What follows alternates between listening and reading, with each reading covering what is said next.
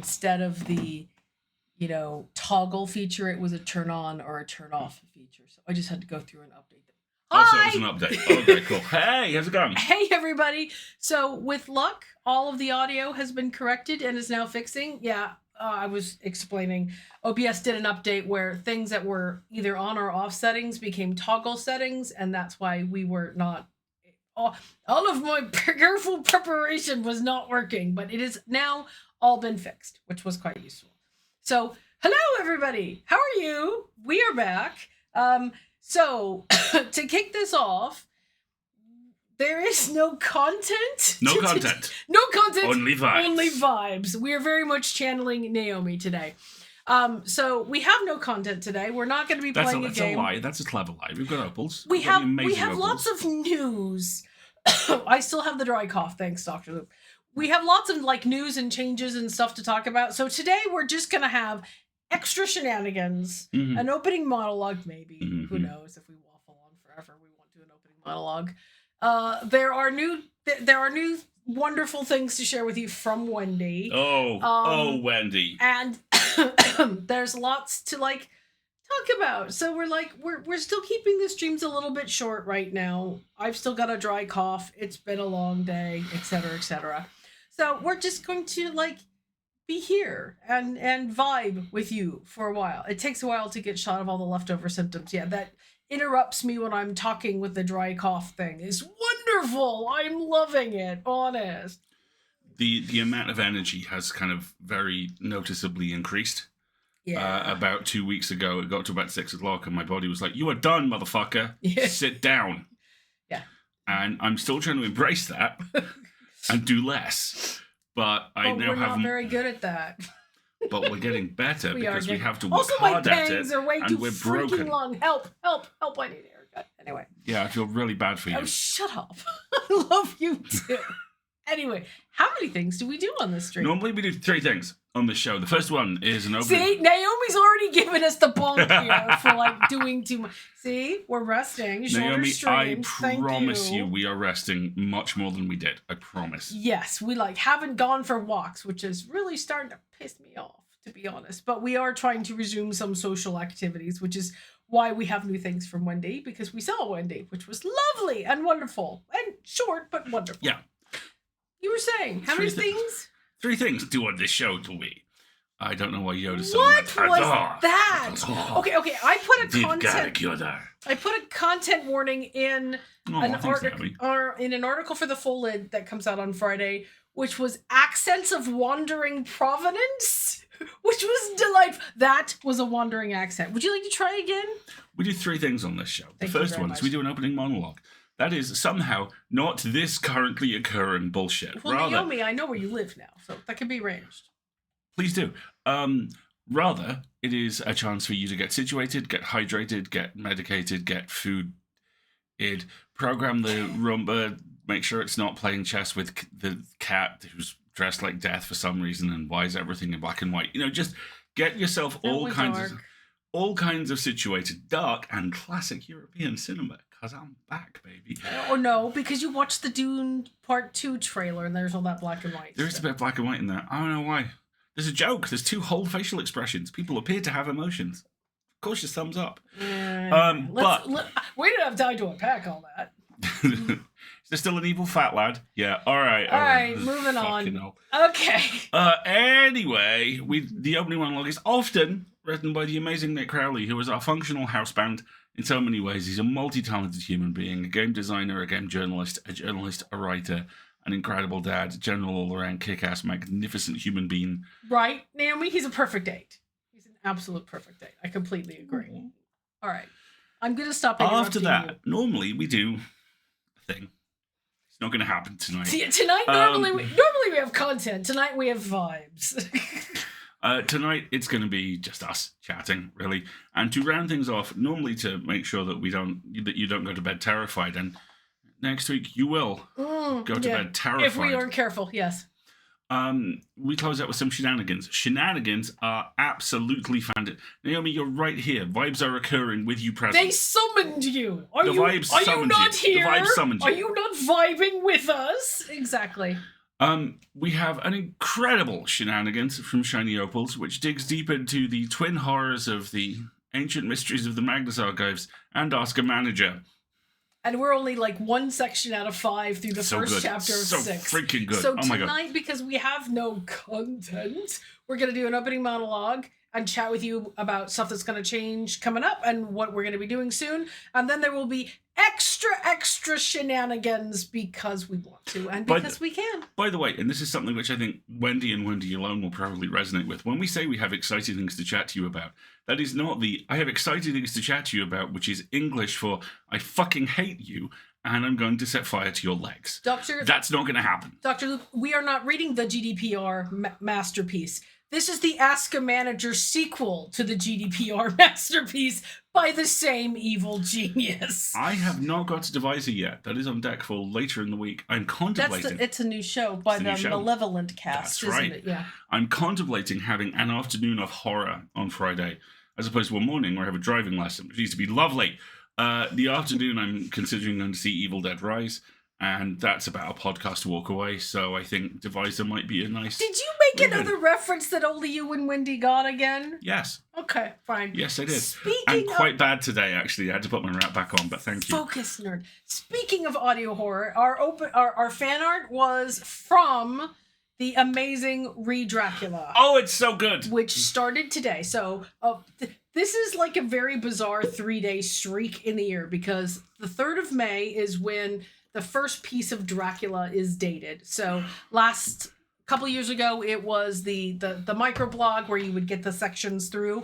Now, this year, Re-Dracula, the podcast version of that is lumped. And I just realized that I saw on Twitter that this is actually not the first time that a sequential audio drama of Dracula has been done. There was an older one that came out previously that I've never listened to before. But yeah, it's out.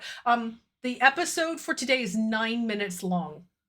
So some of them are going to be very short and some of them are going to be lengthier. And oh my, Kareem is having fun already. Oh my goodness. Oh, yes. The cast is lovely.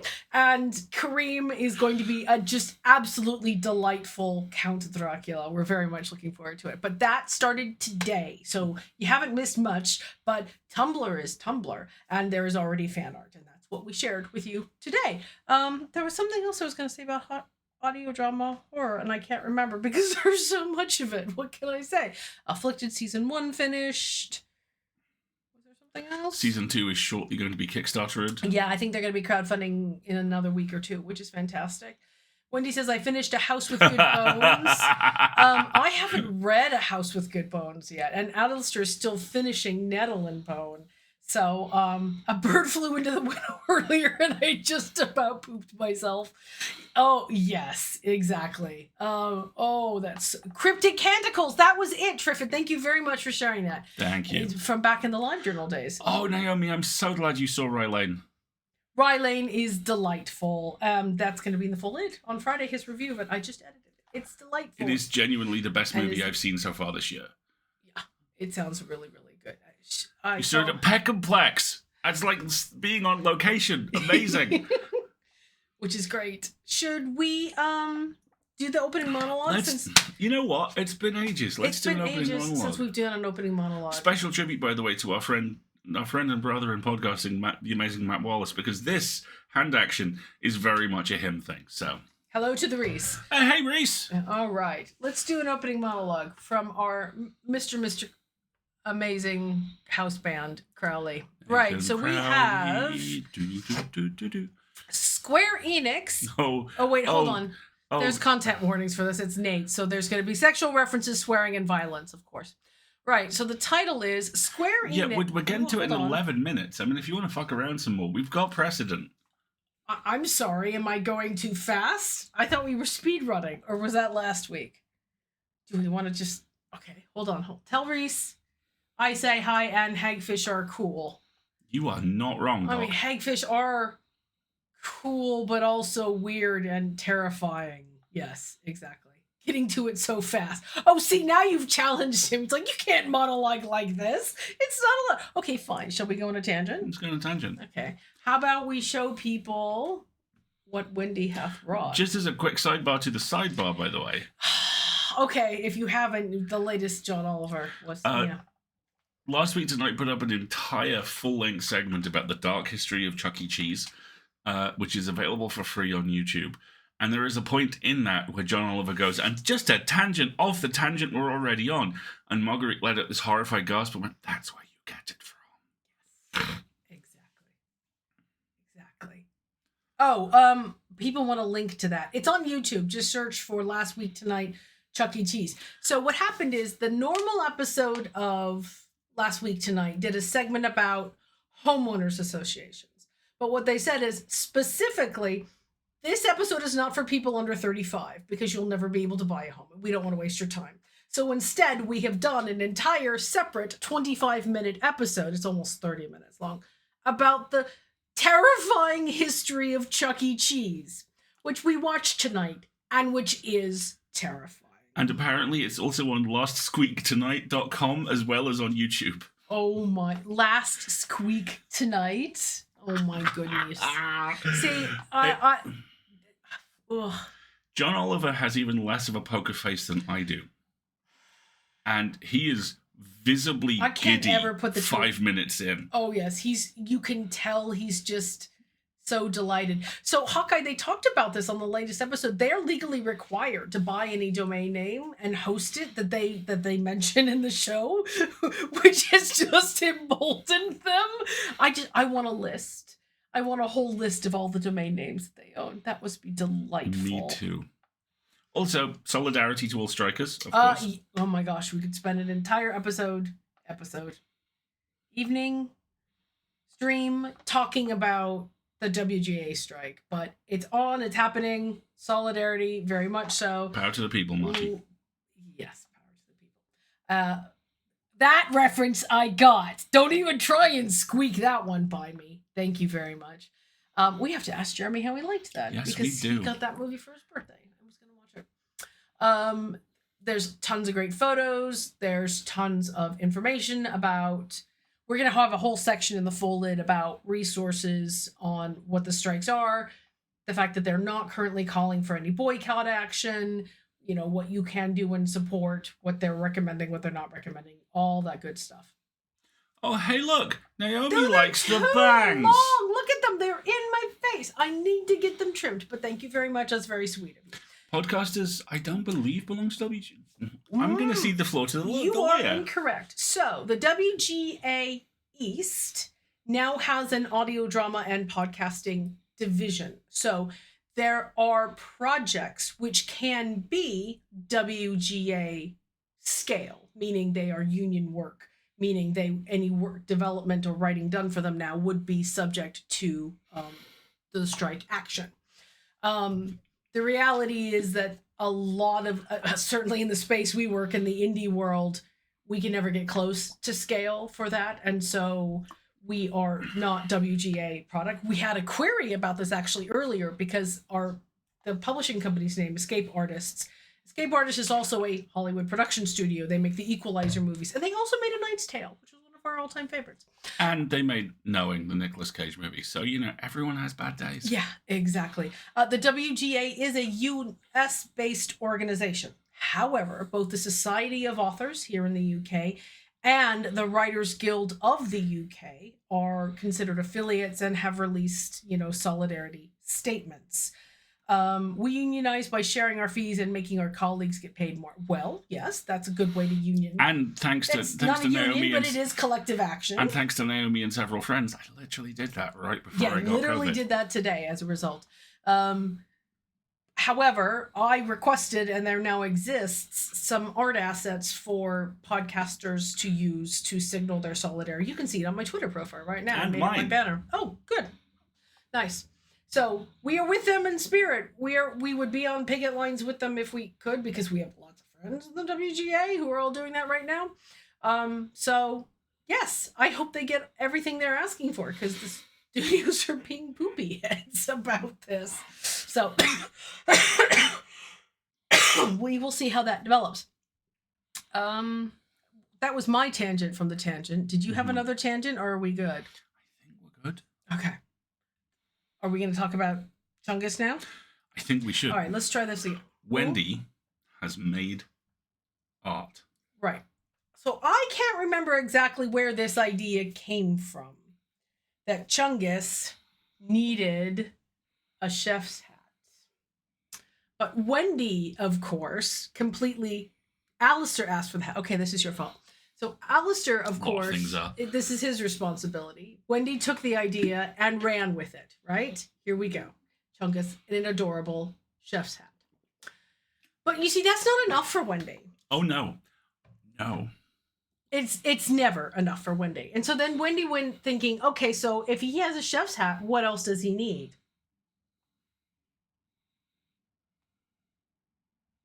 Dun, dun, dun, dun, dun. This is not going well. He needs a little rat underneath, of course, right? Have to have our little ratatouille. Is he not adorable? But that's not enough for Wendy. But that is also not enough for Wendy because, according to Wendy, this pattern is actually for a mouse, not a rat. And what do mice love? And what do mice need? Cheese. Mice need cheese. And look at this. This is cheese with holes. I don't even know how you would crochet holes in a thing. But here is the little block of cheese that the little mousy fits in. Now, unfortunately, I don't think I can get the cheese and the mouse under the hat, but I could probably. I mean, this is becoming rather graphic. Please excuse me. I mean, Ozzy, that was absolutely there's no where I went Chungus to. any longer, but they're both in there at this point. Remy's got a little house. Yes, Remy has his little house, little cheese house, little bread and cheese house. I mean, it's basically perfect as far as I'm concerned. And speaking of bread, Oh my gosh. Okay, so, you know, one of the problems or drawbacks to a sourdough starter is that you have to feed it every set interval. You can kind of stretch the interval if you're not doing anything with it, and a lot of people do. Because when you feed a sourdough starter, everything that's left is called discard. It is the matured sour stuff capable of rising that you actually want to use when you cook with it, right? But if you just need to feed it because it's been too long and you don't have any use for this stuff, you're just throwing it away. Well, until I started going looking for sourdough discard recipes. And for this, you can blame TikTok because I did.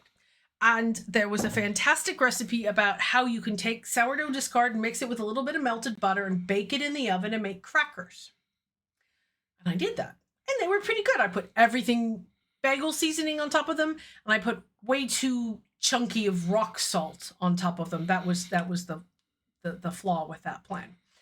But then I had more sourdough discard because I had fed Chungus, and I thought, okay, what should I do with this? And I realized that I had cheese powder and that the crackers, when they were salty, tasted a lot like Cheez-Its, my American friends. So I made my own Cheez-Its with sourdough discard. I mean, is their orange color not magnificent? They don't have the little dots in them, but they are cheesy. Yes, Hawkeye, I made Cheez-Its. I totally made Cheez-Its. They taste exactly like Cheez-Its. These are a little thick. The problem I'm having is that I don't have a wide enough pan to spread it out really thin to make them nice and crunchy, but he kind of likes the slightly gooier ones, which is fine. But yeah, I made Cheez-Its. Could you explain what cheese powder is? Okay, cheese powder is exactly what it sounds like. You want to go get it? Where is it? We'll get it at the break. How about that? And we'll bring it back. It is bright orange neon powder made of cheese that tastes like cheese that you can mix in things like when you make macaroni and cheese or when you make these. And I'm amazed that there's this many of them left because they're really tasty. So yeah, I make Cheez-Its now. Chungus makes Cheez-Its. Cheez-Its are cool. They're very, very tasty. I desperately need a bowl of tomato soup to just Also, they are dump this so in. freaking easy to do. Oh my god. It's super, super easy. You throw them in the oven, and then you Chungus.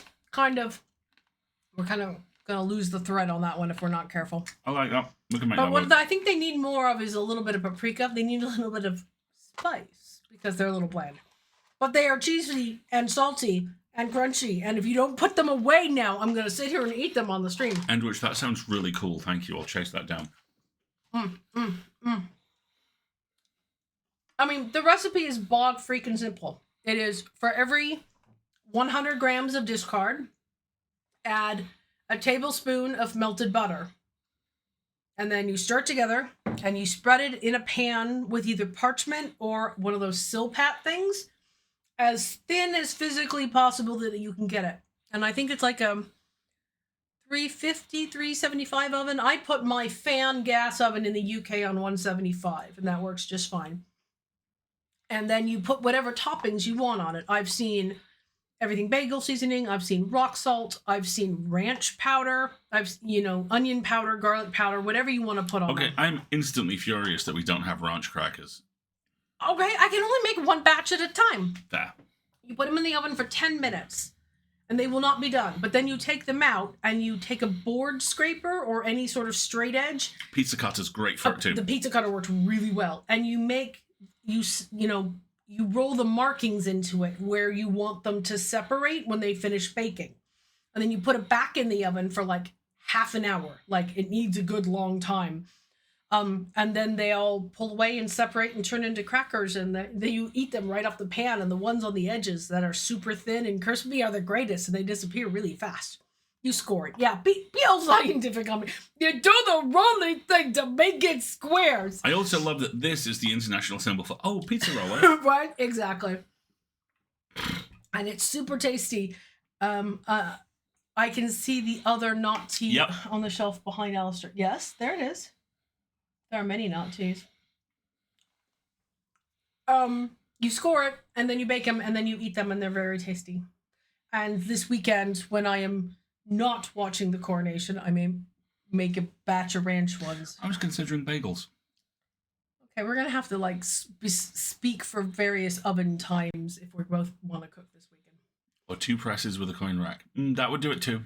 2 presses with a cooling rack would probably do it. That's not a bad idea. I hadn't thought about that.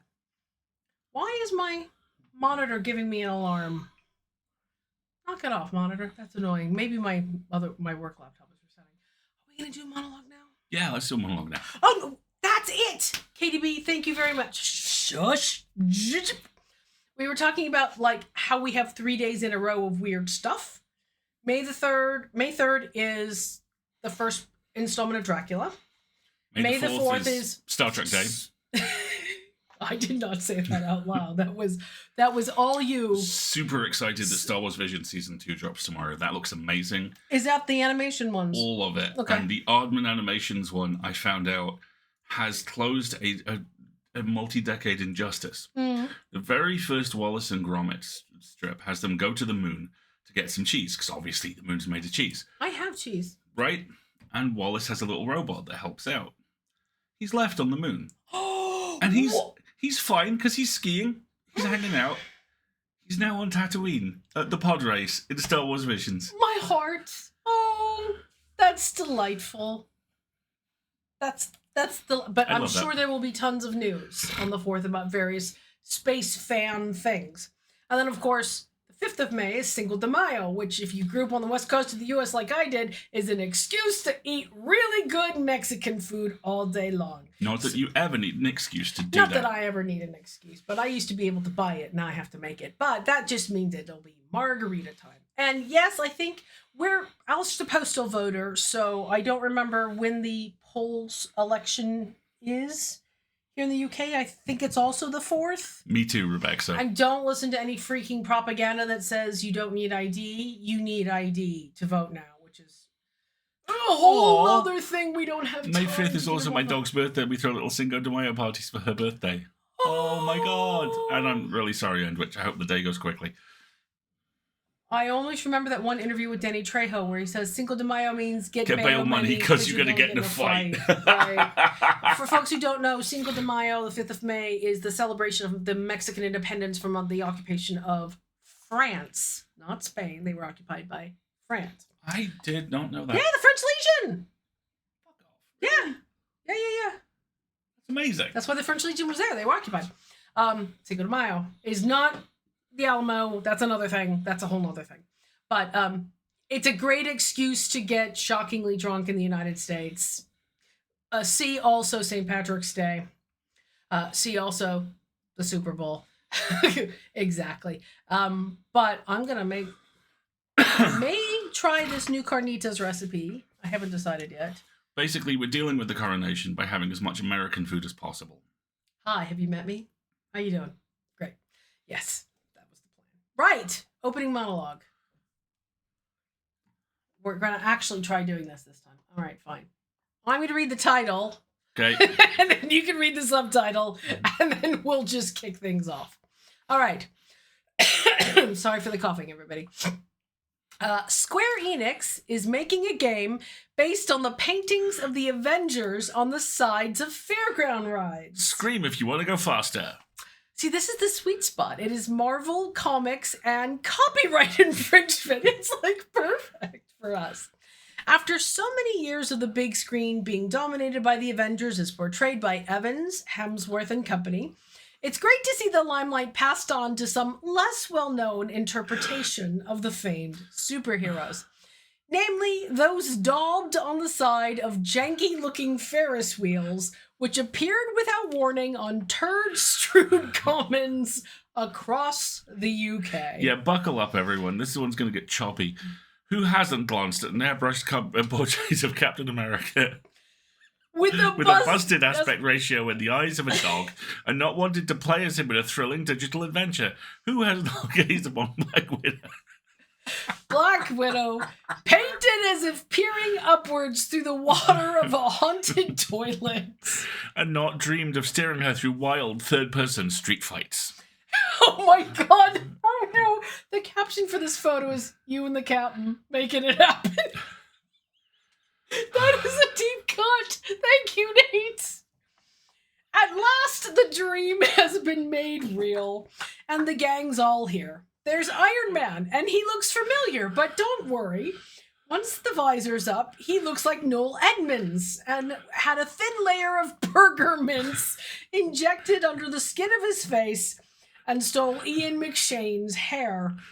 And there's good old Thor, but he has the face of the Burger King and talks as if he's undergoing a long convalescence from a serious head injury. And, of course, there's the Hulk, who looks sort of like a sixth former who's suddenly aged 20 years.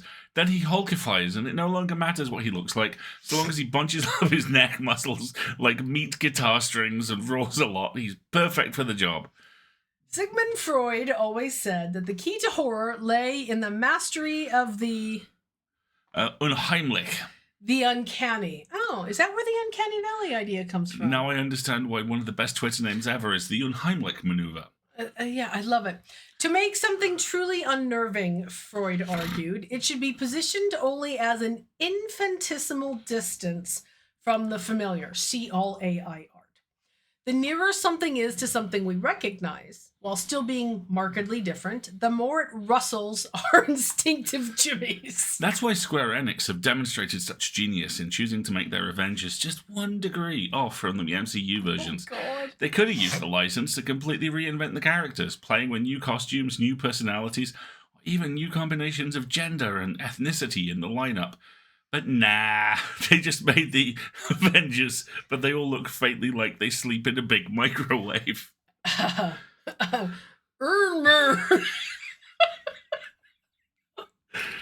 captions for this are the delightful. Oh, I like this. The Unheimlich maneuver is when someone's choking and looks to you across the street for help, but then a bus passes and you vanish. Well, it is now. There we go. For the sake of fairness, the Avengers trailer looked good, and there's no reason to think it won't be a fun superhero game. After all, Insomniac's recent Spider-Man for PS4 was a perfectly serviceable action game that many found brilliant. This article is purely about the decision to make the Avengers look very slightly like Morrison's own brand versions of themselves. Oh, and the header image was a photo I took of a ride outside Star City Cinema in Aston, where I went to see Godzilla at the weekend.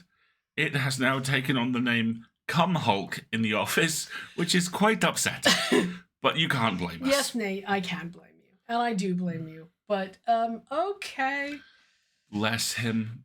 Bless this terrible thing. I mean, it's at the most charitable thing you could say is he's spitting. All I will say is this. These are choices, right? All I will say is this. Look up the front cover to Ultimate Spotlight issue 2. Really? Yes. It frightens me that you can rattle off an issue number by Almost our like bag. it's seared into my brain. I'm so sorry for all that. How has the Comhulk escaped from the Meredith streams? Is this safe for work? Yes, but it doesn't look like it should be. Ultimate Spotlight was one of the Ultimate range of Marvel titles when they accidentally found money again. Back when That's it. I'm looking this up. You keep You're talking. not gonna Hang like on, it. Opals. Spotlight was the anthology. Which volume? Ultimate Spotlight issue 2. Issue 2. I'm looking this up so you folks don't have to. Try putting Marvel in there. Okay. Brilliantly, there's just a chance I hallucinated this. Point. Oh, it's not anywhere on there. Okay. Maybe the existence of this thing has been purged. I'm gonna keep talking, and I'm just gonna check. You're just gonna make sure you're not like channeling an alternate dimension where this horrible you can thing see happens. me, right? Yes. Okay. Of course it's a Tim. Of course it is. If we started next week content a week early, right? Oh my gosh. Have you been able to find it? No, of course not. What we're going to do next, folks, is probably take a little bit of a break while Alistair makes sure that he's in the correct dimension. Honey, the Golden Gate Bridge has always been blue. I don't know what you're so worried about. And after... I found it. Okay, let me...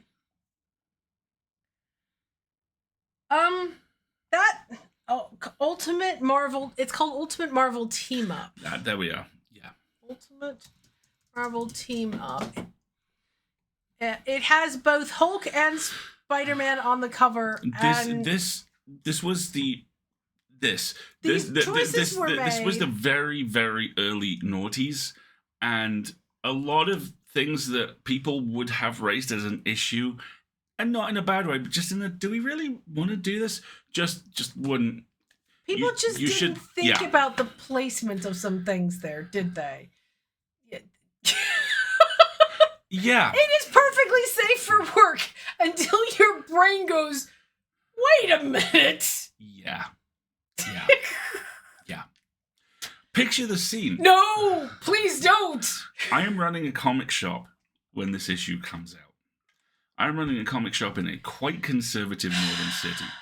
And we opened the box with this in it. And it's like it has a gravitational pull. Each staff member slowly comes over and goes, is that? Yeah. Is it? It isn't. Doesn't it? Yeah. It's like, that is every bit as bad as we think it. The actual act, don't have an issue. Tell me it's fine. your I'm comic sure there's a lot of fanfic. Tell me your cover was drawn by men without. No, tell me your cover was drawn by straight men. Straight men, without tell me you're covering. Okay. All right. And on that note, why don't we all take a little break? Yes. Get yourself a refill. How many of those Cheez-Its? And, which Cheez-Its? And we'll be right back. Which Cheez-Its? There aren't any Cheez-Its.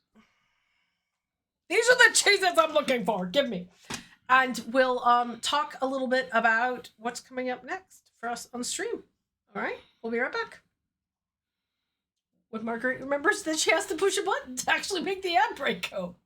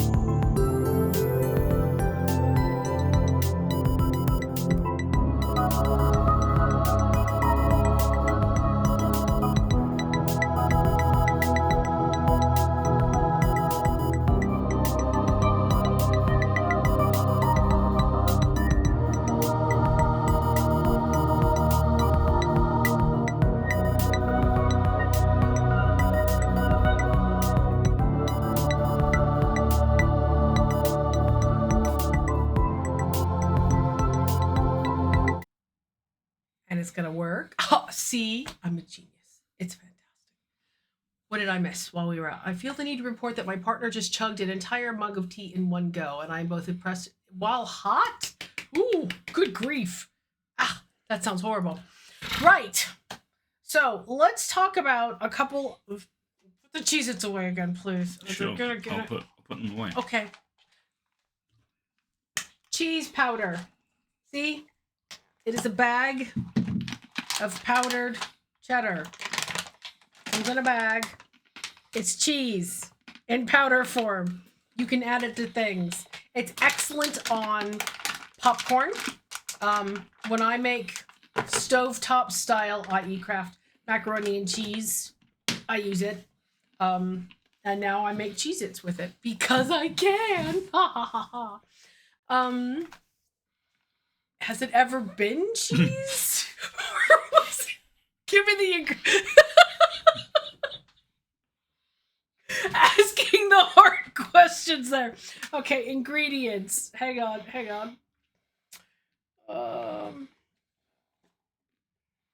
Pasteurized cheddar cheese powder. For ingredients and nutritional information, see page 3. Oh my god. There's like a little booklet here. Hold on. What the hell? Look, there's a whole little booklet. Well, that's because it's in multiple languages. But now I've been challenged. Please don't break, Alistair. I now need to discover. Page 3. Lines when he was at university. The ingredients are more than just cheese, shall we say. My dad had a roommate who once mistook the powdered bleach for talcum powder. Oh my god. You are reverse engineering American comfort food. Yes, and I've been doing so for a decade. Absolutely. Let's see. Ingredients. Oh, not bad on salted caramel ice cream. That's a good tip. Cheese, salt, emulsifying salt, color, paprika. That's it. Make and train traces of egg, peanuts, nuts, soy, lupin, or wheat because of the facilities in which it's made. So, how to use. This is very helpful. It's in a bazillion languages. Sprinkle on popcorn pasta. Why did I not even think about pasta? Well, because I make macaroni and cheese. And also, pasta. In a sense, I'm always thinking about pasta, so it makes sense Salad, for you not to. Meat. Oh, come on. Sprinkle on meat. Do you know what this chicken needs? A little bit of extra cheese. When I say that out loud. Rice, vegetables, snacks. Mix in any recipe to obtain suggestion. Snack. To obtain a delicious cheese flavor. To reconstitute? Reconstitute into what? 1 part powder and 3 parts water. Wait. Cheese dip. Wait. Isn't this the stuff that Babish tried to turn into a solid? Like the homemade... But it says cheddar, not American. Cheese sauce. Heat in pan and stir 1 part powder plus 4 parts milk plus half part butter. Yes, Rebecca. Yes, you can. Oh, look, this is very helpful. Did you know?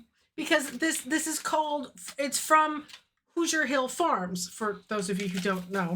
And then it helpfully says, did you know a Hoosier is someone who lives in the state of Indiana? Okay. Shiny has a question. Is this what a cheesesteak is? Not quite. No. Right. So a cheese, I am both afeared and awed. Yes, I think awe is the correct response.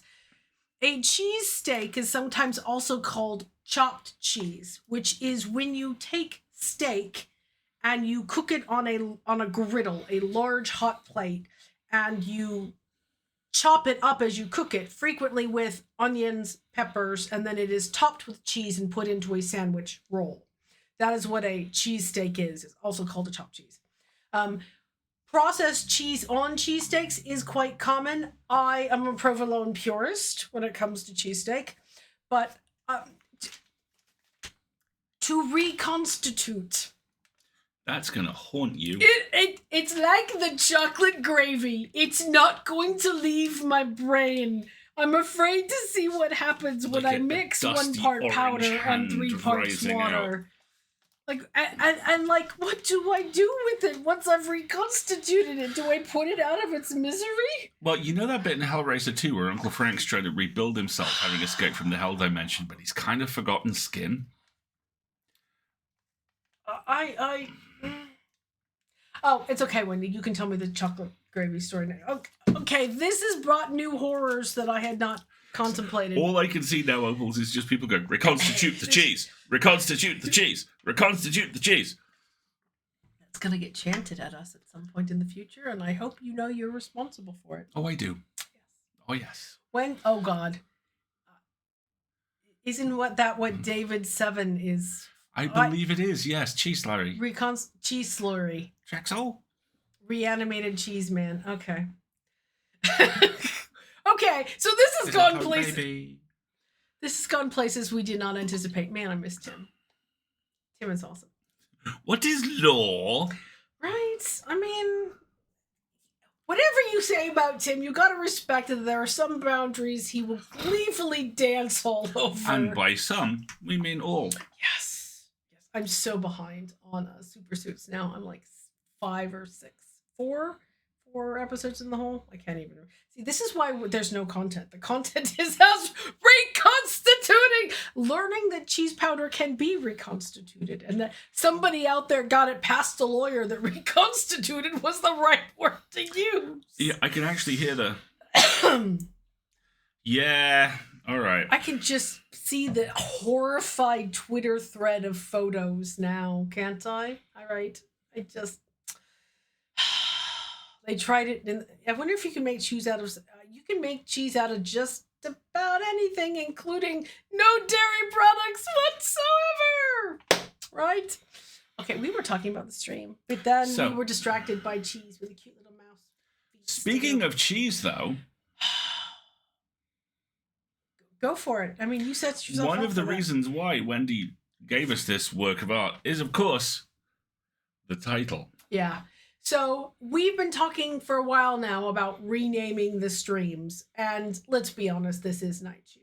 This whole entire concept is just made of cheese that happens at night. So expect to see night cheese being, adopted into its proper place as an accurate descriptor of what on earth it is we're doing. We're going to need art. We're going to need emojis, more importantly.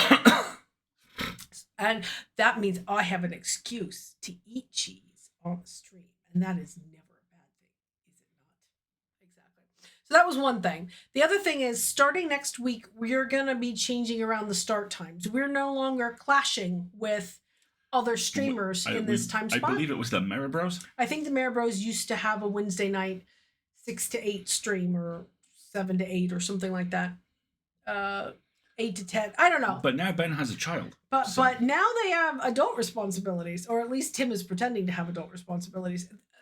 The point is, we're not clashing with other streamers anymore. So we are going to make our Thursday mornings a little easier on us.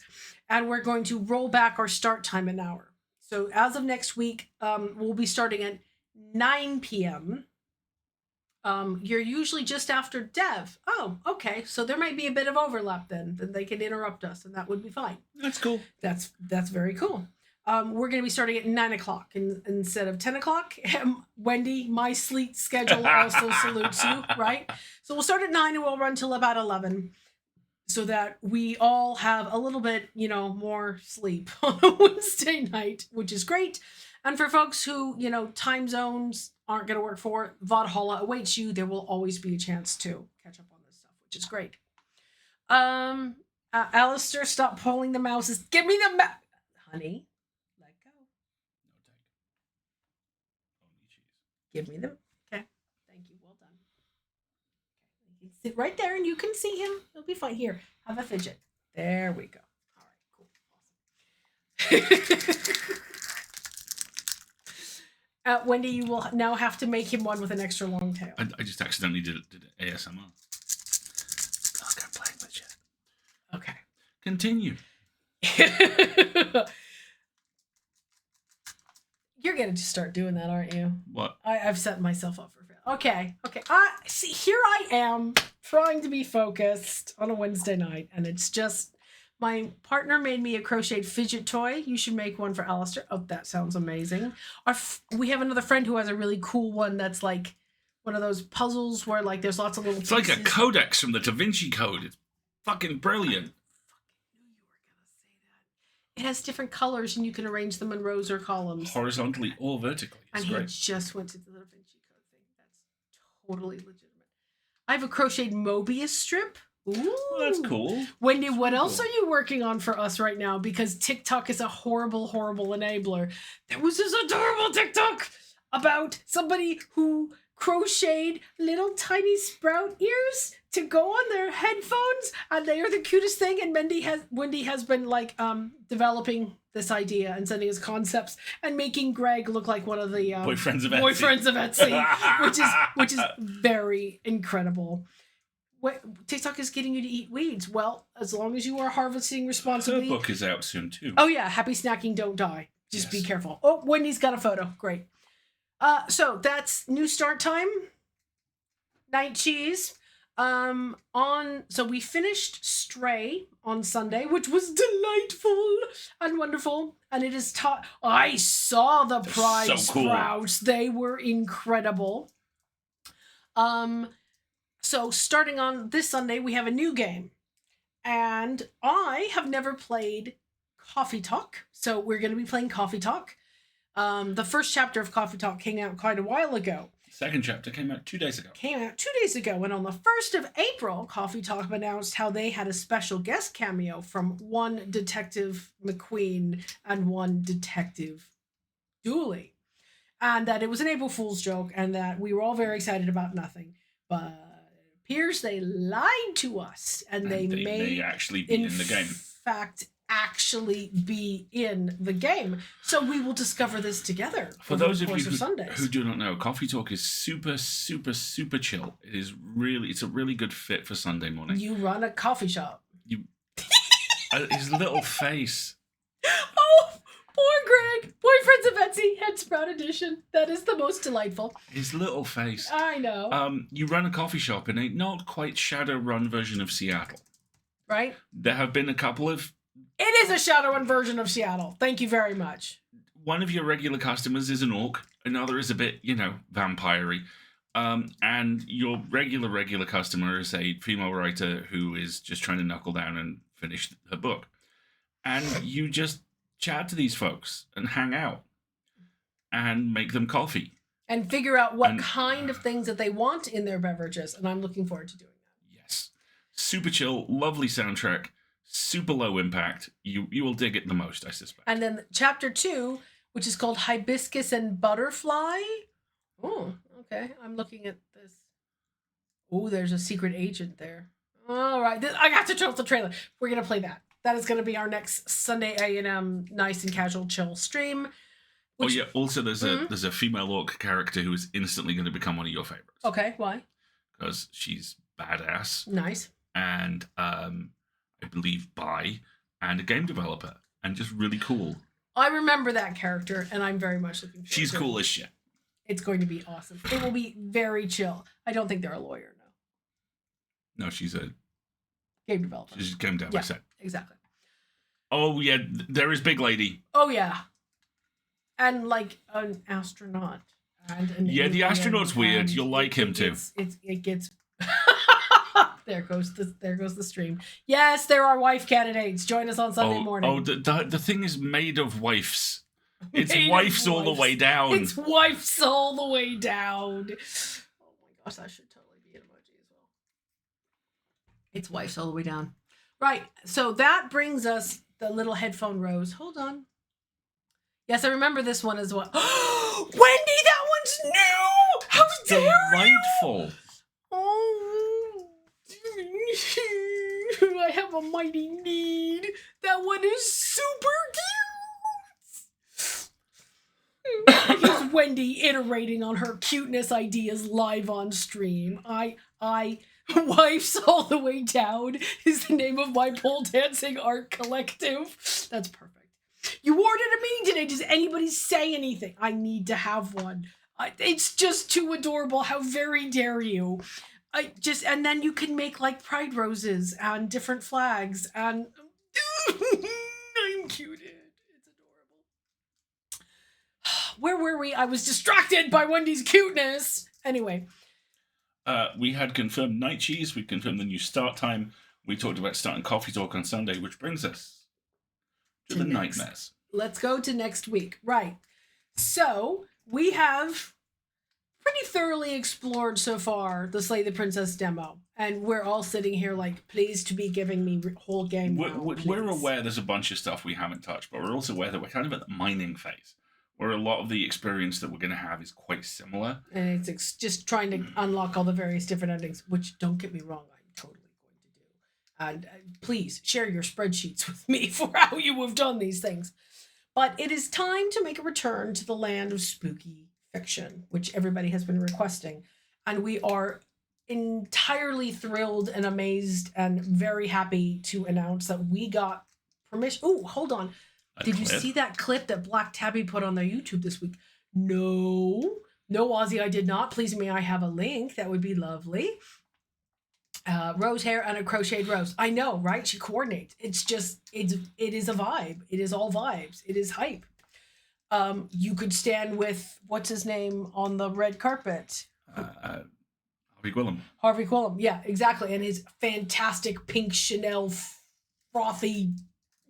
So vibes. Anyway. We see if we go there, we got to talk about Pedro's shorts, and we got to talk about Bella Ramsey's suit. Bella Ramsey's suit was amazing. And Lizzo's everything. And Lizzo's just oxygen, and Pedro's shorts and his knees causing Tumblr to just pass out. Yes. It may actually have been at the Met Gala, but I saw a lovely soundbite from Katie Sackhoff, where she was asked about what it's like working with Pedro Pascal. 1 second. Okay, so this is the link that got shared. Getting the princess to break her chains. Do not do this at home. Very dangerous. All right, I'm gonna watch that after the stream is over. That looks very good. But she's chatting away to the interview, going, "Well, he has no business doing it. He has no business being so handsome and kind and talented and funny and giving, and that's why I hate him." What is that new movie he's been cast in? He is in a gay cowboy romance with Ethan Hawke. Yes. That is exactly the word. And is currently the male lead in the Gladiator sequel. He's the lead? Yep. They're putting him as the... I believe so. I thought it would be on some sort of like escort the nephew fetch quest. Isn't that his specialty? I mean the Romandalorian, as someone pointed out on Twitter. Oh my gosh. Ethan Hawke. Pedro Pascal movie. What's it called? It's called Strange Way of Life. It tells the story of Sheriff Jake and Silver, former friends, potential lovers, who reunite in Bitter Creek after a couple of decades. So not only is it like gay cowboy romance, but it is like older, more experienced, i.e. straight up Last of Us vibes. Oh, and it's a Pedro Almodovar movie. Good Lord. Oh, heavens. Yes. Yes. So, needless to say, that's going to, like, destroy the box office. Very much so. Still need gay boys to eat pudding for the South Park prophecy to fulfill, right? Exactly. So, we were trying to talk about what it is that we're going to do next week. We are going to do, I believe it is a full novel. Right. So, we have permission to perform the full novel version of There Is No Anti-Memetics Division. And if you are an SCP fan, this is probably a story that's familiar to you. SCP-55 is one of the predecessor elements of this. It will have content warnings galore. The entire book is about the control of perception, shall we say. We will, of course, have full content warnings. It's a full novel. It's probably going to be a good 6-8 weeks for us to get through it. Super brief context for folks who aren't aware of what SCP is. It is Monster Stargate, basically. Yes. It is a... I didn't know it existed. And then I went to the website. And then I got very little sleep because it is incredible. And I'm going to give you some more information about it right here. Keep talking. On the plus side, you won't need shenanigans because we won't remember any of the horror. If we'll just return to consciousness at our end. Worked, right? You know? But that link has a lot of information about kind of the history of the story, and the writer, their name is Quantum, I think we've agreed to an interview as well when we're done presenting the book, which will be fantastic. But yes, starting next week, the headsets return, the side-by-side video returns, and we will be narrating a full-on novel. There is indeed an SCP Archives podcast. It's excellent, and it's kind of on my list of stuff I'd like to show up on just once. Is it still ongoing? Yeah, I think so.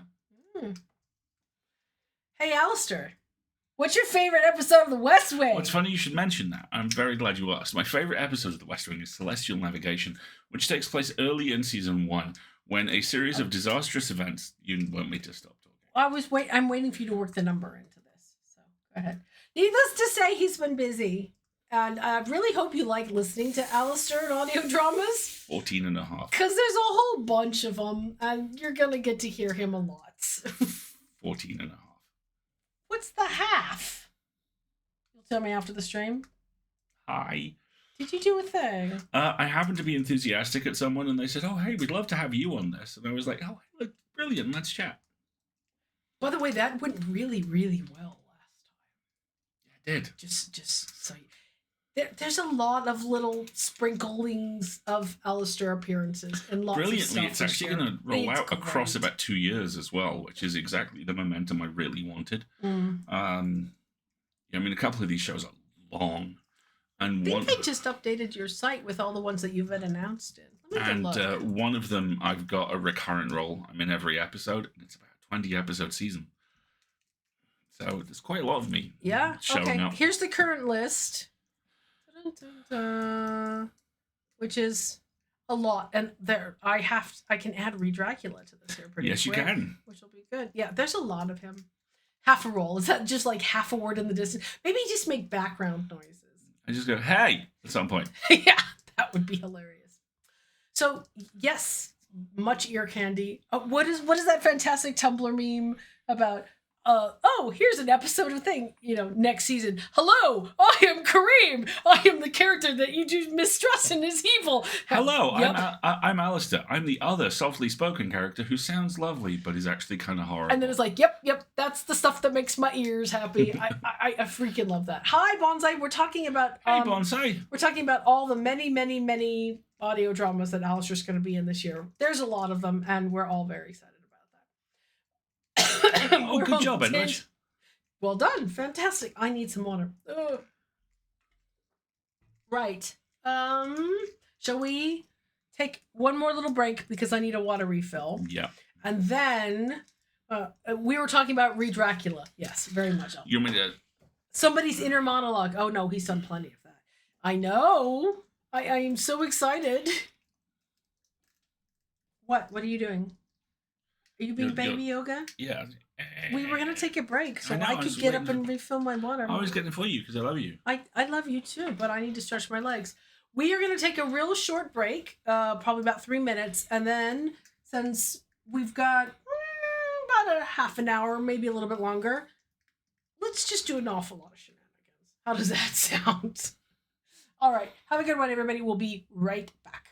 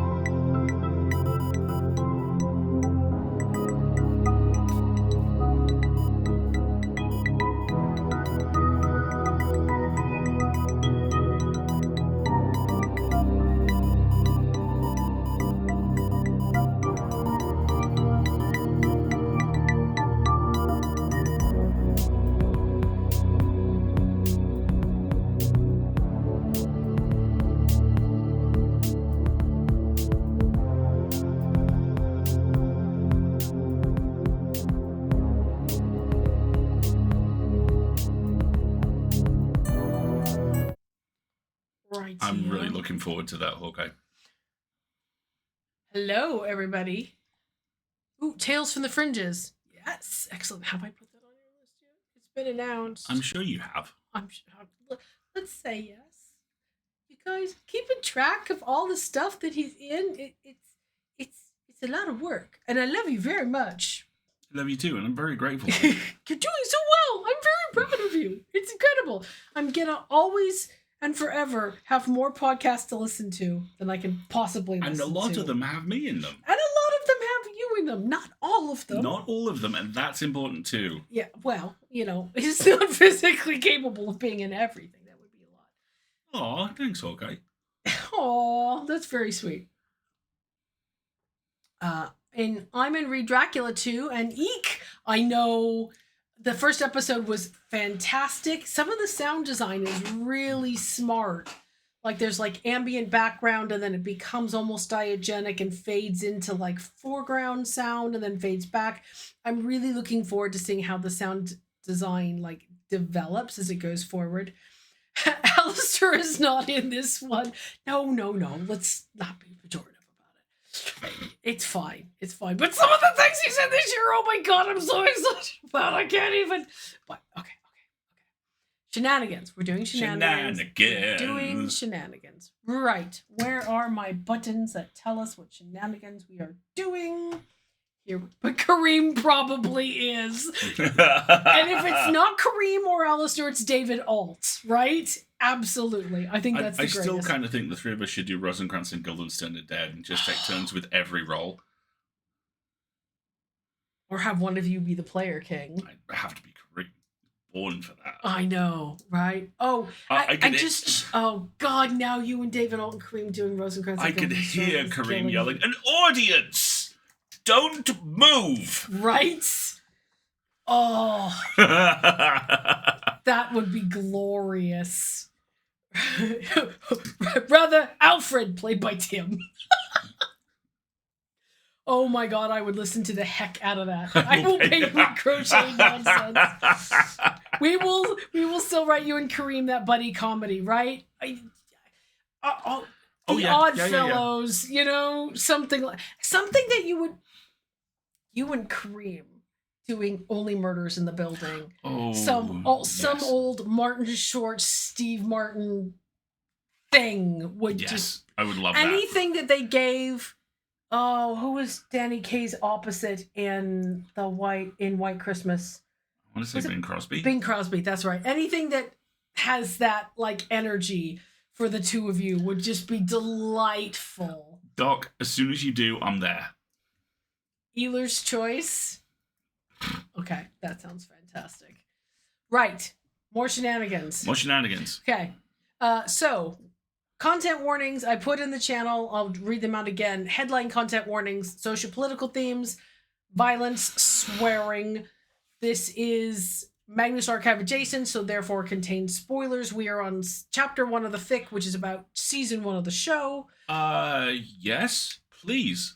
Thank you. I just told the SCP casty person, Kale, you want to be on it. Can they hit you up? Yes, please. That's very sweet of you. Thank you so much. Thank you very much. That would be delightful.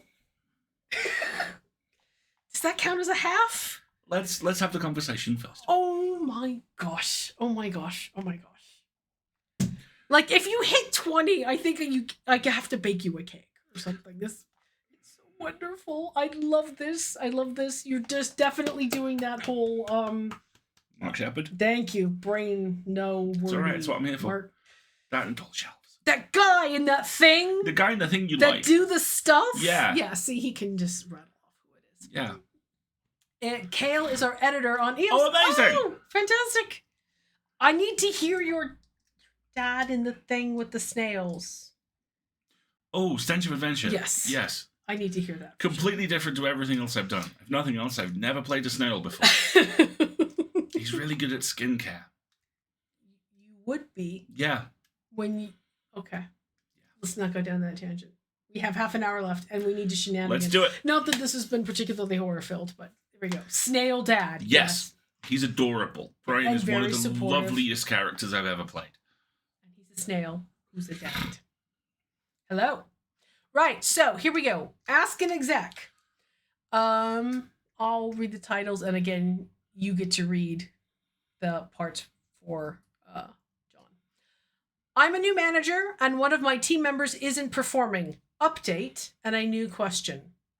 You may remember our previous letter from the new manager of a team with an HR department out of a call center in Moldova. Well, he has an update for us. Dear Miss Bailey, thank you for your and your commenters' assistance with regards to my previous question. Correctly, plural, anyway, good grammar, of course. It was comforting to learn that I am not the only person in this position. As a reader of this blog, I am aware that updates are often popular, even the mundane ones. Unfortunately, this update is not as mundane as I would have hoped for it to be. I did not institute a formal performance plan with Marvin, as I was unable to ascertain what our organization's performance management process actually is. I did, however, endeavor to make clear my expectations when I felt his performance was inadequate. I am now of the opinion that I should have taken a different approach. Marvin did not appear to show immediate improvement, which was frustrating, I can hear the exclamation. and I may have shown a degree of impatience. In response to this, Marvin recently took on an additional field research trip one evening without informing me, Tom, or Sarah. This led to his being stalked and held hostage at his flat for 2 weeks by one of the subjects of our research. The stalker stole his phone and used it to text me with the story that Marvin was simply off sick. Marvin was eventually able to escape and report the events that had occurred to me. Needless to say, he is upset. As his accommodation is known to his stalker, I have permitted him to live in our office. I've also persuaded Eli to increase security at the establishment. I would like your advice, specifically on what else I can do to support Marvin. Obviously, matters of performance improvement have been dropped. Pastoral care does not come naturally to me. Ought I to hug him? That sentence is a story in and of itself. He seems like someone who would like to be hugged, but frankly, that seems deeply unprofessional. Thank you in advance. Still, a new manager. Here is the "that escalated quickly" gif. I wrote back to confirm to new manager he's definitely happy for this to be published and got the go-ahead. And a quick reminder of our comments policy. Whilst many of the letters we receive may seem odd or difficult to believe, a lot of people have odd circumstances to deal with. Comments along the lines of r/that happened and similar will be deleted. Dear new manager, wow, that's a lot to take in. Firstly, while I wouldn't usually advocate pausing a performance improvement plan, I definitely think you made the right call here. Secondly, while I understand in the moment you and Marvin may not have had any other ideas, he absolutely can't stay at your office. At minimum, that's got to be a fire code violation, and that's not even going into how important it is for people to have somewhere they can go at the end of the day that's not work. If all this happened on duty or doing his expected work, you could make a case for your organization to pay for his moving costs. But in the short term, Marvin should really look into staying with a friend. Third, in general, I wouldn't advise hugging. You're right that it's important to maintain professional boundaries. You're there to be a manager and not a friend. That said, if Marvin is a more huggy person than you are, part of your job as a manager is to try and bridge the gap between you, and I don't mean physically. For example, you may want to spend a bit more time than you naturally would chatting with him, asking how he's feeling, etc. It might feel awkward at first, but if you get in the habit, you'll be able to meet it in the middle without feeling too strange for either of you. Fourth, it sounds like you feel Martin only did this extracurricular research because of a miscommunication between the two of you. You should sit down with him and talk through where your communication styles are breaking down. For example, why did he decide to do that? What did you actually want of him? How can you avoid it in the future, etc.? This shouldn't be about assigning blame. This conversation should be about reassuring him he's safe, and you never want him doing out of hours work like that alone again. Poor Morton. Fifthly, if your department's work involves contact with members of the public, particularly dangerous ones, it's vital that you talk to Eli about training as well as setting some procedures in place for this work. Sixth, please tell me you called the cops. If not, call the cops. And finally, it's not really your place to enforce therapy onto Marvin, but it sounds like he's been through the ringer. If your place of work has any benefits that offer counseling or therapy, you might send a reminder around to your team. If Marvin asks for time off to attend appointments, you should definitely let him go without asking follow-up questions that might force him to disclose things. And to be honest, if Martin asks you for a reference, I think you should give him as a decent one as you can. Top Comments. You want to start with? Yeah. I'll do it because yours the reply. Abigail, you missed out. Holy shit, OP, find a new job where nobody gets stalked. I appreciate your concern, but I assure you this is definitely not normal for my place of work.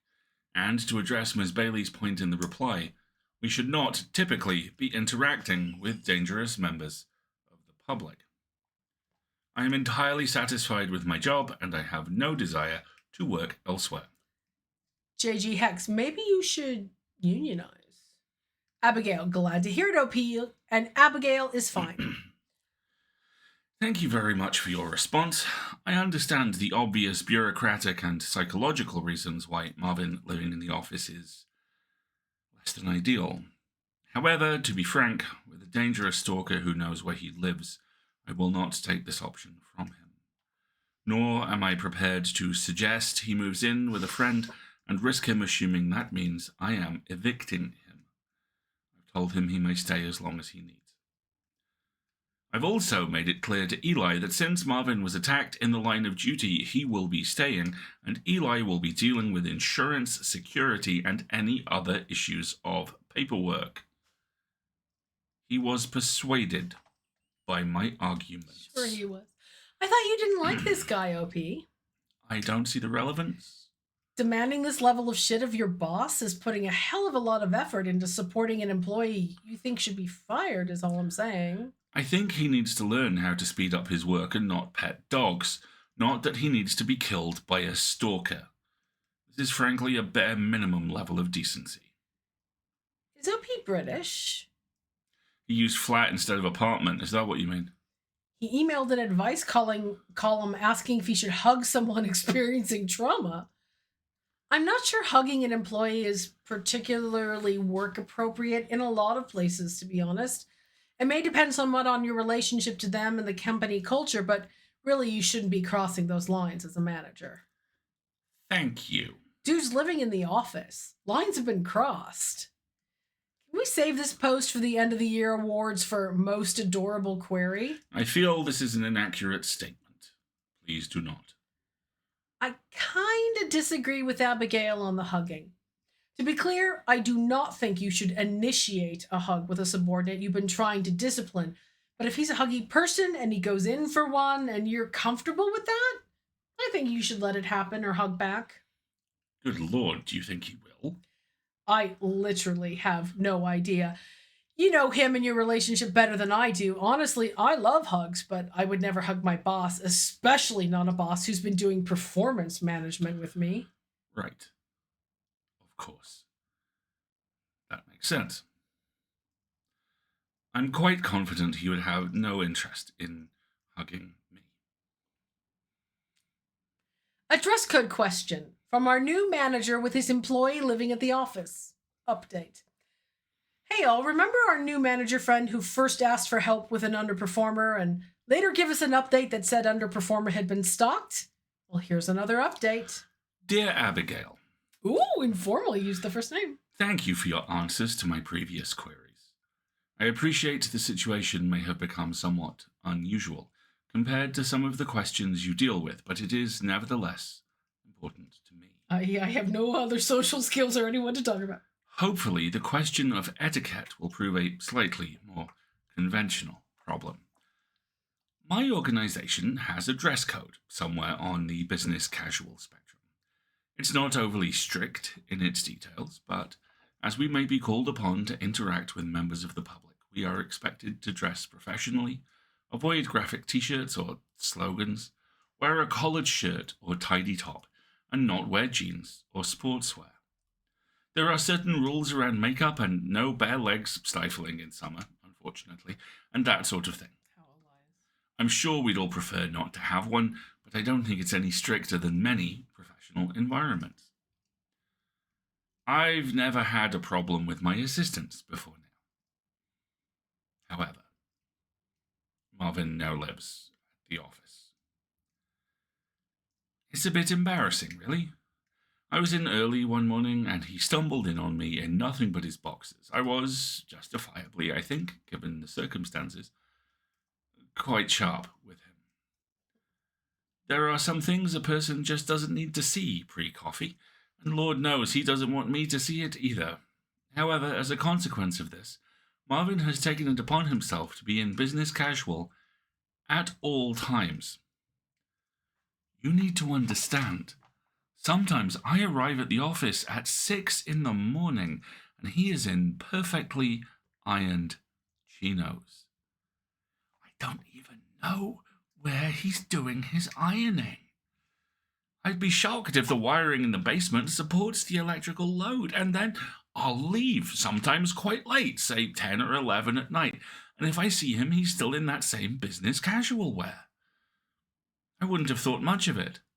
Chinos and shirts are versatile and comfortable enough, after all, but one day I got in even earlier than usual and caught sight of him in his pyjamas, a somewhat scruffy Joy Division t-shirt and red checkered trousers, definitely not up to dress code. He saw me, did this sort of yelp thing, and ran away, and only reappeared when he was dressed for the day, looking somewhat harangued. I fully concede this may be his own comfort, embarrassment at living at work. But is there a way I can reassure him that as long as he's not wearing just his underwear, I'm not going to pull him up on the dress code outside of about 7 a.m. to 7 p.m.? Is this all right? I don't want to be seen as a pushover, and should I address this with Tom and Sarah, since I'm not going to encourage them to wear gym clothes or pajamas around the office? Thank you in advance. Still, a new manager. Dear new manager. Dress codes. The bane of many people's existence. It sounds like your team are doing fine if you've never had to deal with it before. It can be, as you're discovering, an awkward subject to broach. If you're absolutely insistent that Marvin remain in the office, and please do reconsider pushing him to get a hotel or find a new flat, as this cannot be a long-term solution, then you were correct that enforcing the dress code seems unfairly draconian. As to the hours, by your account, the reason for existing in your organization seems to primarily relate to presenting an image to members of the public visiting your offices. With that in mind, I would recommend you suggest that outside those hours and his standard working hours, Marvin is free to dress as he chooses, provided, of course, that he stays fully clothed. I think no visible underwear in the communal areas is a fair rule. The easiest thing to do is just grab him for 5 or 10 minutes, probably during one of those times where Tom and Sarah aren't around, but not so early or late that it feels like work talk outside of his scheduled day. You could say you've noticed he seems to have taken your initial reprimand to heart, and while you're obviously pleased he takes your feedback on board, you don't want him to be overly uncomfortable. Then just spell out your expectations and invite him to wear sweatpants and t-shirts if he so chooses. It seems unlikely you need to specifically talk to Tom or Sarah unless either of them regularly works unusual hours. If they do, you may find you still don't need to say anything. They know he's living there. However, if they query the rules discrepancy, you are well within your rights to say that he has special dispensation due to his unique circumstances. Frankly, living at work should be enough of a drawback that occasionally wearing sweatpants at your desk isn't exactly considered a perk to argue for. As an additional note, I'm somewhat concerned about your self reported working hours. Perhaps this is an exceptional time of year for you, or there's a specific reason. 5 or 6 in the morning until 10 or 11 at night is, however, extremely unsustainable. You should probably have a conversation with Eli about that. Make sure he's aware of your workload and make a case for an additional assistant. Top comments. Okay. Oh no, his underpants? I would resign immediately. Forget resigning. I'd be on the next flight out of the country. Can you even imagine? I am dying on Marvin's behalf. Abigail, you should put a warning on this one for secondhand embarrassment. I'm leaving the country just reading it. Go ahead. Oh my god, I know. Reason number 8 million, you should not live at the office if you needed another one. Does anyone else want to raise funds to send OP some pamphlets on unionizing? Oh, thank God someone said it before me. Very amusing. No, seriously, when do you even find time to comment on this blog? Just because I'm at the office for long hours, it doesn't mean I spend the entire time working. I take tea breaks. I eat breakfast. I nap. Do you at least get paid overtime? Wouldn't that be lovely? No, I simply get the satisfaction of a job slightly more done. You obviously know your schedule and work requirements better than I do, OP, but I am concerned you're sleeping at the office when you're likely better off working shorter hours during the day and getting higher quality sleep in your own bed at night. That is probably wise. Wait, if Marvin's living at the office and you're napping at the office, are you guys one of those cool startups with sleep pods? Huh. That would be nice. No, we have a storage room that's now functioning as Marvin's bedroom. There's a cot in there. It's a bit pokey in parts. It creaks when you roll over, but it's warm, unlike my office, which is where I nap. Wait. OP, are you saying you sleep in the cot too? OP, you cannot leave us with this. Are you and Marvin, Good lord, absolutely not. It was my cot for when I stayed late. It's now his because he lives here. Simple enough. Oh my God. Shout out to Marvin's tasted band shirts, though. Hell yeah. R.I.P. Ian. Hey, OP, not to be an asshole, but if nothing else, you should probably go home a bit earlier so Marvin doesn't feel like he's stuck living with his boss, you know? Like, no wonder he's in full dress code. He'd probably like to put on Netflix and cry into a pint of ice cream, but he feels like he can't while you're around.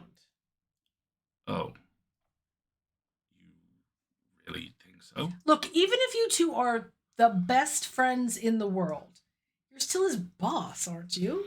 He's probably worried if he steps out of line, it'll get into his next appraisal. Oh. Right.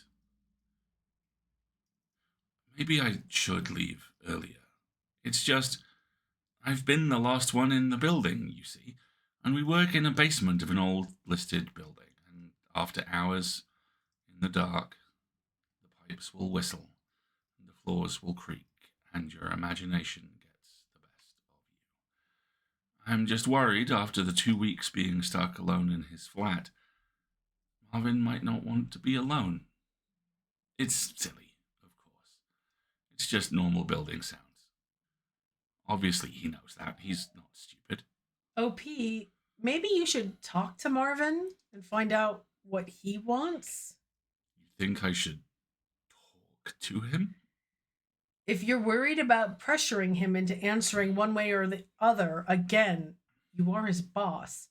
You might be able to make delicate inquiries via Tom or Sarah if he's close to them.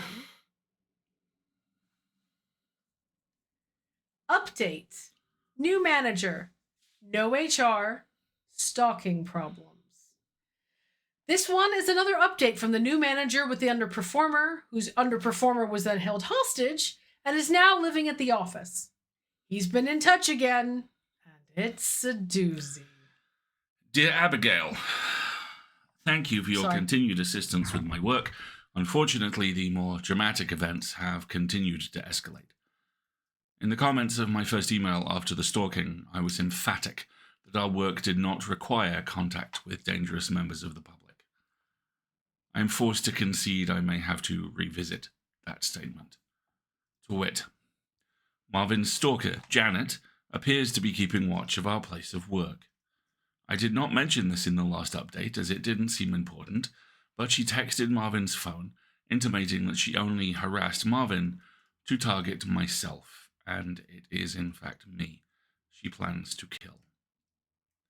Marvin is, however, obviously still very much afraid, and I can't blame him. He's the only one who has actually been harmed by Janet, after all. Sarah had a run-in with someone I believe to be equally dangerous. We will call them Michelangelo. He offered some information about Janet to help us, but in the process isolated and injured Sarah. She is now better and has returned to work. To say that morale is low is putting things mildly. Marvin is still living at the office. In the face of ongoing evidence of the presence of Janet in the surroundings, I made tentative inquiries as to whether he might prefer to live elsewhere, but was met with an emphatic negative. As you suggested, and I agreed, that a hug would be unprofessional, I have been making him tea in the mornings for his breakfast and bringing food for his lunches and dinners from home, as I have much more suitable cooking facilities than we have available here at work. I did offer to do his laundry, but he insists he has found a local laundrette. Unfortunately, he is still quite jumpy, for want of a better word.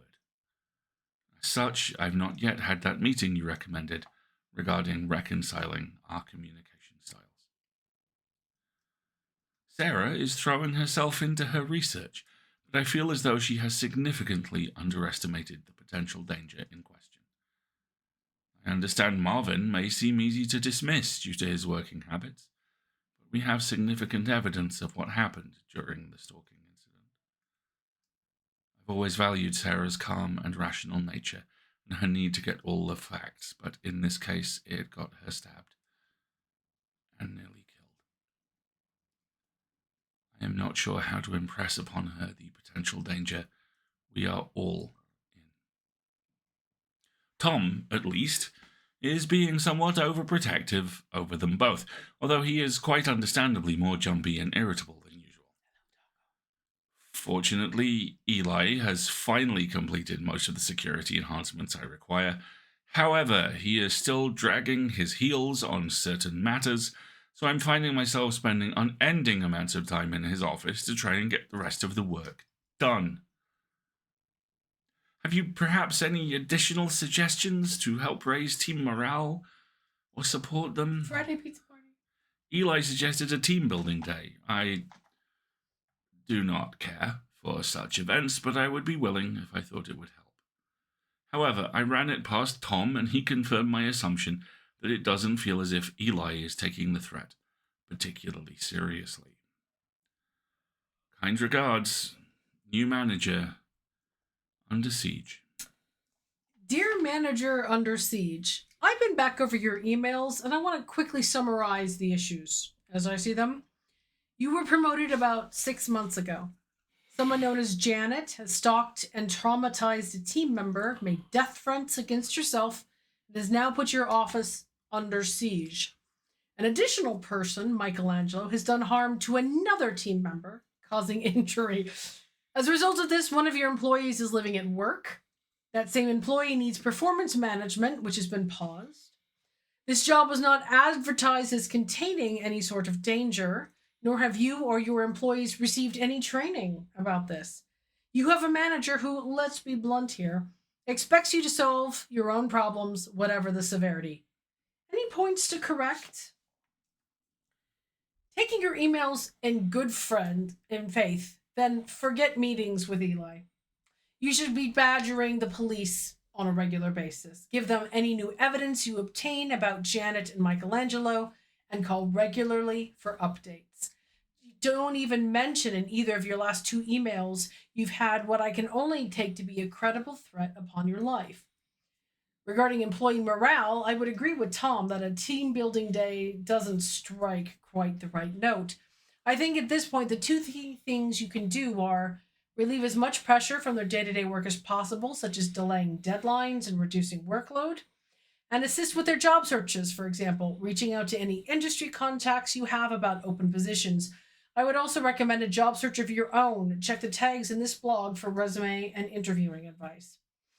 Regarding your team members individually, I would advise caution in your relationship with Marvin, as it sounds as though you're doing a lot for him that you're not doing for others.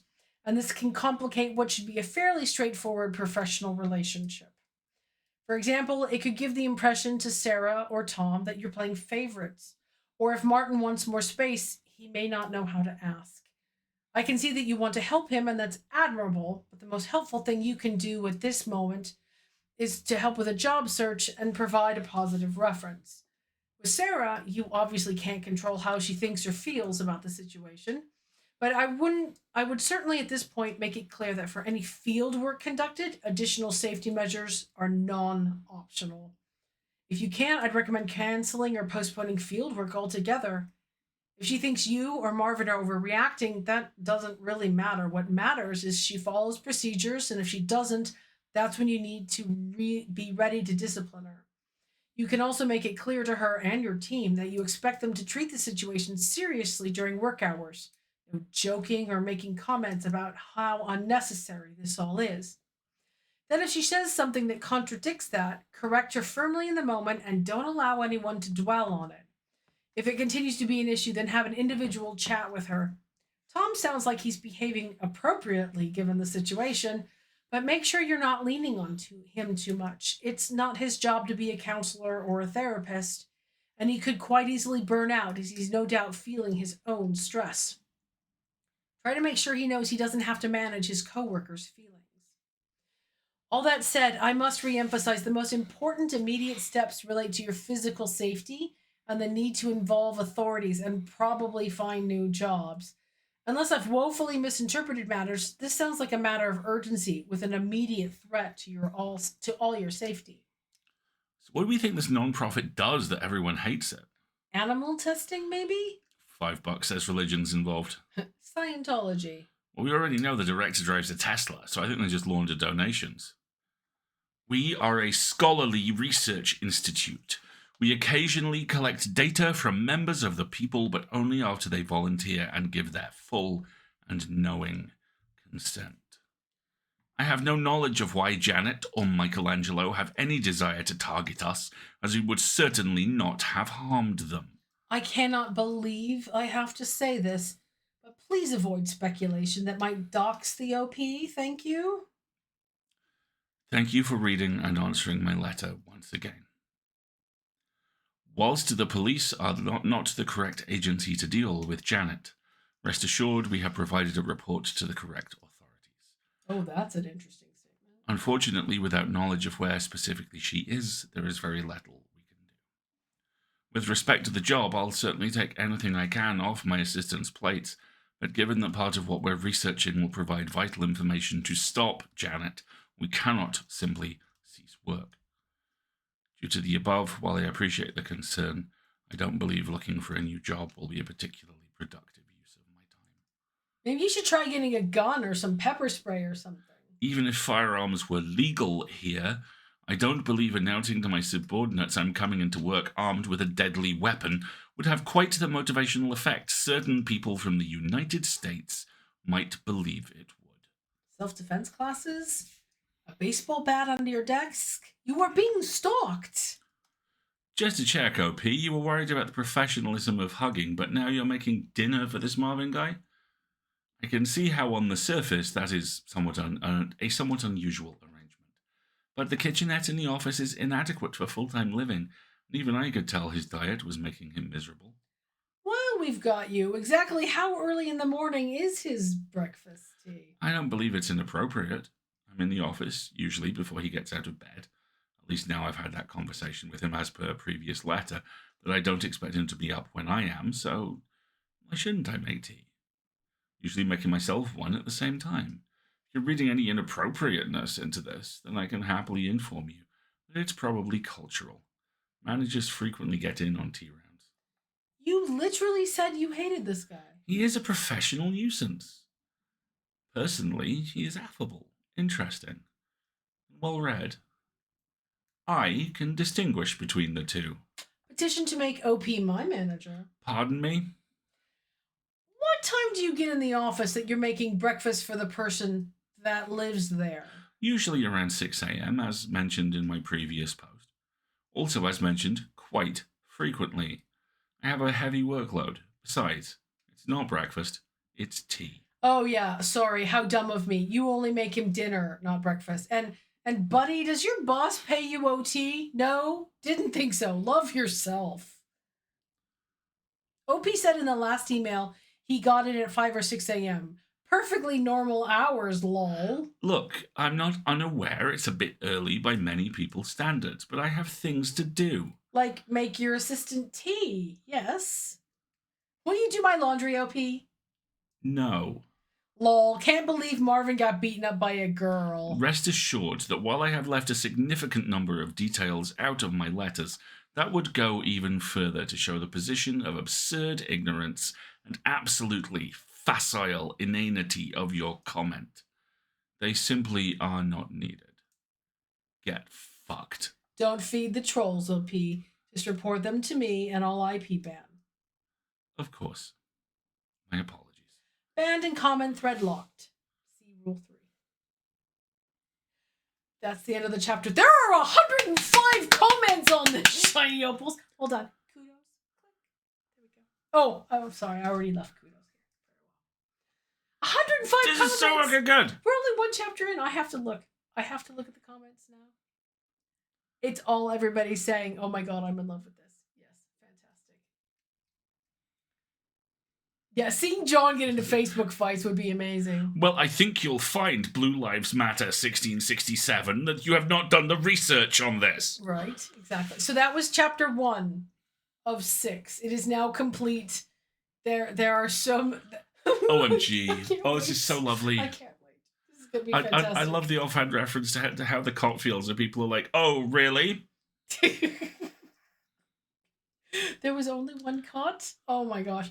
But I love work like this because it takes something like an established story with an established universe and it casts the external eye on it in a very in-universe way of going, oh my god, do you hear yourself? Yes. So let me see if I've got this straight. In the last 6 months, you've been stalked, you've stabbed, death threats, you've got a coworker living in the office, you're getting shit for making him breakfast, but you say you hate him? And there's one caught? What is going on here, you fools? You have already left kudos here. I want to go read through all of this. Okay, Corvette, I see so many familiar names in these comments. This is delightful. That's going to be my like. And that's season 1, right? The other thing I love is this is such a fantastic, like, 10,000 foot view of the overall chapter. It's such a like memory jog about, oh yeah, that happened. And that happened. It's really cool. I think that's everything. I think that is. I mean, heaven knows we could talk even more, but my throat is getting really tired. Yeah, you're we're getting almost a bit at 2 ragged, hours. so am I, So, brief recap. Next week, Wednesday at 9. Wednesday at 9, starting as of next week. Yes, more rest. More rest is needed. There will be, I haven't decided on the abbreviation yet because I don't know if I'm abbreviating anti-memetics as A or AM yet. But there is no anti-memetics division. Starts next week. Yes, indeed. On Friday is the full lid. Yeah, it's a good one this week too. On Sunday, we will be starting Coffee Talk on our Sunday morning stream, which will be just fantastic. Newness across the board. I know, lots of newness, and then there will be.